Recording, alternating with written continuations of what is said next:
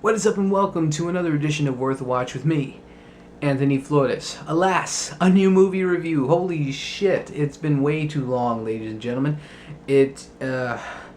Wow, yeah, it's been a whole month almost since I've been to a movie, and I was going through withdrawals, but me and my buddies checked it out.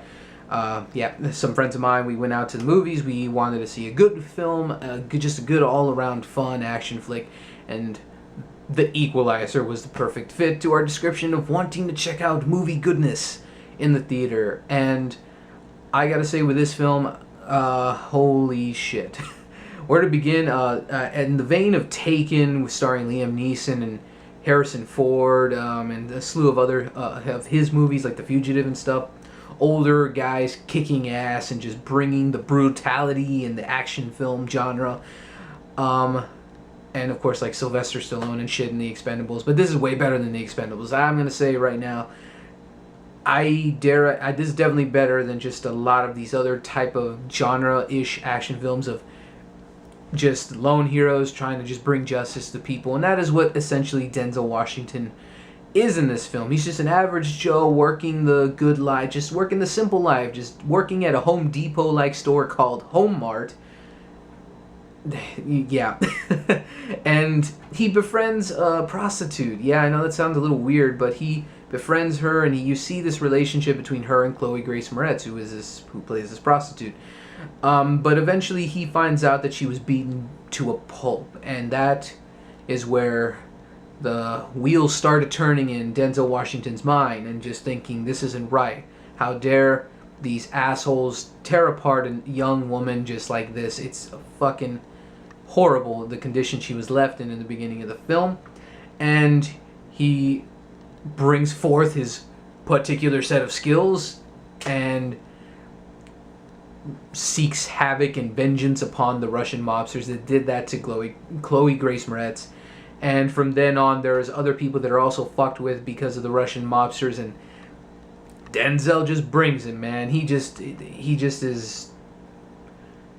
Basically, he's Batman. Me and my friends were just like, he's Batman. He's got to be Batman. There were some moments where, yeah, there's some Batman convenient shit right going on right here.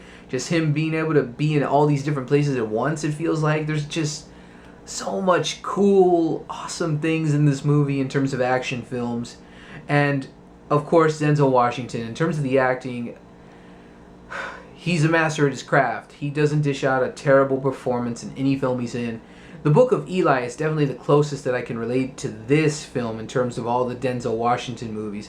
And this is definitely, to me at least, a better film overall because he's more relatable and understanding. You can see the pain in his eyes that he's felt in a past life, that when he was doing this kind of assassin and murdering random shit for people who deserve it, I guess, in his own way. He figures that out to people who deserve this kind of punishment of brutal beatings or death even, because and he's very much a likable person and you root for him, and that, again, that's the magic of Denzel Washington. Chloe Grace Moretz, unfortunately, she is not in the film a lot, but I will just say, for those of you who thought she was going to kick ass or something, unfortunately quite not. I'm not going to spoil anything as to what happens to her any more than what I already have. That was in the trailers. Then the villain of our film here is, aside from just general Russian mobster characters, I'm going to call him Russian Kevin Spacey. I swear, if you see this movie, you'll know what I'm talking about. The villain of the film, who's going to go head-to-head with Denzel in the film.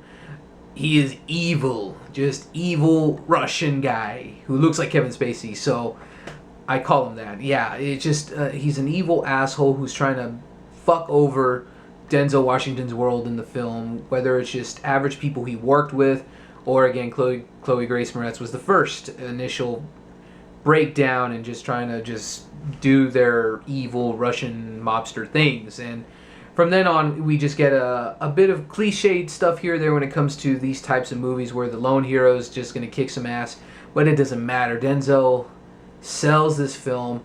The villain is very much equal to just Denzel being so good, and this guy's very evil. So it balances out and it makes sense. The guy held his own against Denzel, I think, in terms of acting and selling the role. And the violence, it's just brutal. Just almost like a Saw film at times. It's just brutal, bloody craziness. And as an action fan, a lot of people will love this film. I think it's just a lot of fun. It doesn't take itself too seriously, but it still has some nice, genuine moments, especially through the character of Denzel. It was kind of hard to watch some of those moments where you see his face, where he can just see, I don't want to go back to this life, because it is revealed a little bit of stuff, because even in the end of the film, you still don't quite know a lot about Denzel's past life, but the little bit that is revealed, you feel for him, and you feel that he didn't want to go back to this brutality. He wanted to just live the simple life like he was. But overall, it is just a really, really solid film. The visual style by director Antoine Fuqua is just really good. We saw this on IMAX, and some of the visual scenes were fucking fantastic on the big screen, the really big screen. And it's just a damn good action film. Well, that's all I got to say. Thank you so much for watching this. Finally, I know it's been a while since I've even reviewed a new film, but finally got around to watching one.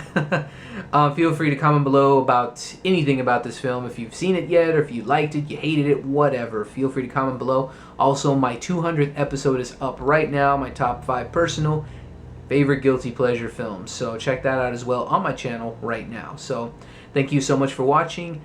I'm Anthony Flotis with Worth a Watch, and keep going to the movies.